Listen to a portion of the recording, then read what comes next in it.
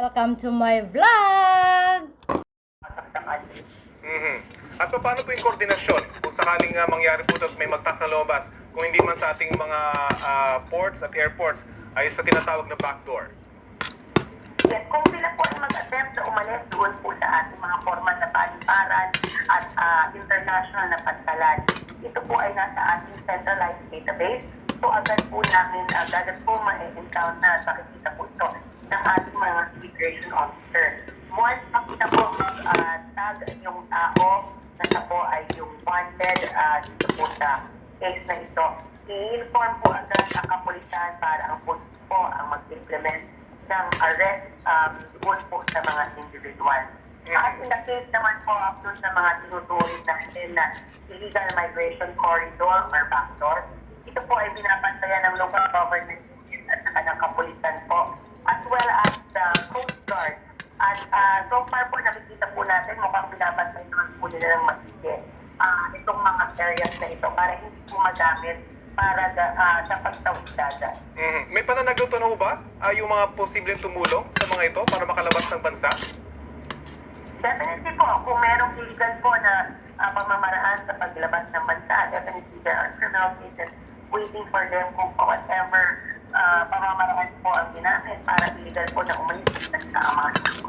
At kung sakasakali kung gamitin nila yung ating mga opisyal na dokumento ng Pilipinas at ma-flag ika nga sa ibang bansa, sakali lang na hindi ito ma-detect sa atin, pero na-flag ito sa ibang bansa, automatic po bang inire-report ito na ibang bansa sa atin?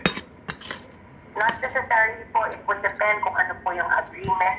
If there is an Interpol notice na initiate po ng ating local law enforcement, maaari pong matulungan tayo ng Interpol na ibalik po ito sa Pilipinas. Kung halimbawa naman po makansila ang kanilang mga pasaporte, ang immigration naman po doon sa bansa po na sila ay i-deport sila for being undocumented aliens. So iba-iba po yung paraan na maaari gawin, iba-iba yung ruta na maaari gawin ng ating law enforcement agencies, but especially po, so it's really to have them return to the Philippines for them to face the case.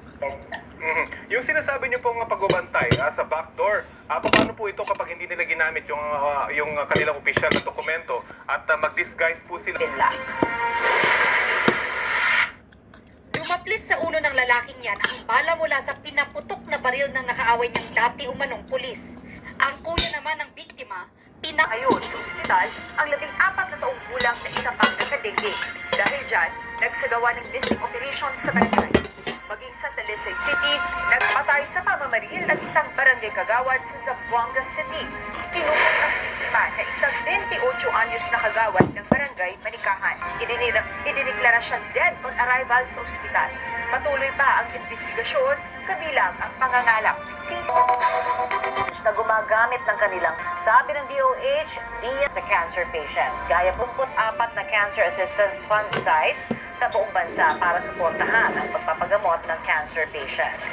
Tandaan mga kapuso, kumonsulta lamang sa mga lisensyadong doktor at medical professionals para sa tamang impormasyong pangkalusugan. Susunod, mga nagsasabing ipinagbabawal o tatanggalin na ang Christmas party. Thank you for watching!